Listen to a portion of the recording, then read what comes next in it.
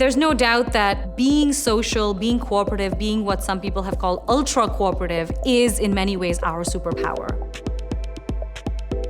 When those relationships are ruptured in some way, due perhaps to one person causing harm to another, it's really important that we are able to repair those relationships. Forgiveness is a really critical part of that repair. Social ties are the basis of every community on Earth. But those relationships are also fragile. So how do we repair them when they're strained or broken?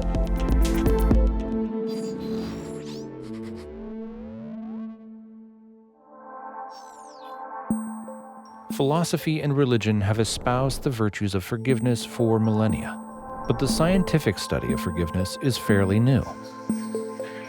My name is Amrisha Vaish, and I study how children behave cooperatively towards others and learn to be moral individuals.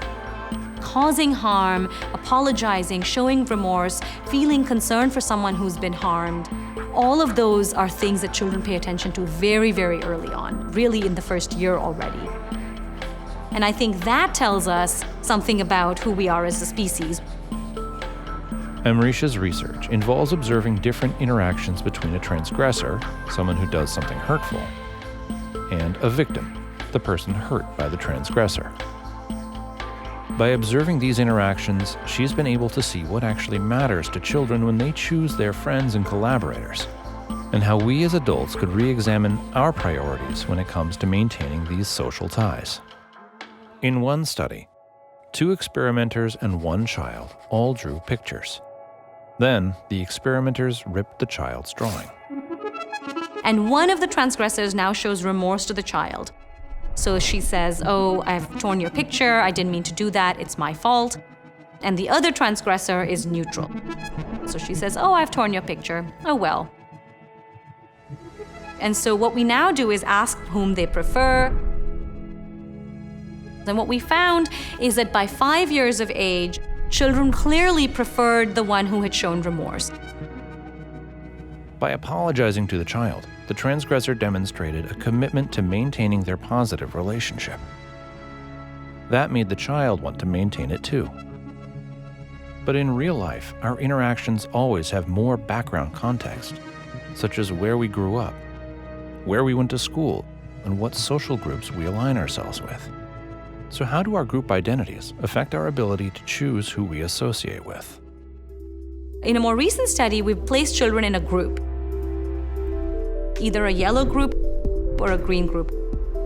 And then the 2 experimenters who came in, one of them was in the same group as the child, and the second experimenter was the out-group member. And so we had now same thing, everyone drew a picture, and both individuals accidentally tore the child's picture.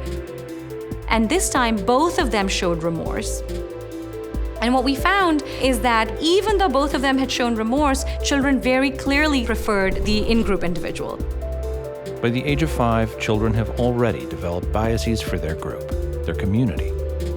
But do children just prefer their own group no matter how they treat them? And so to follow up on this, we had same setup, but now the in-group member did not show remorse. But the out-group member did show remorse. And so even though she's in the out-group, she's showing this kind of commitment to the child. Amrisha's team found that children consistently preferred the transgressor who showed remorse in this scenario, in spite of their different group identity. And so here we see what they really care about is that the transgressor shows their commitment to them, to the relationship, and they will seek that person out over even an in-group member.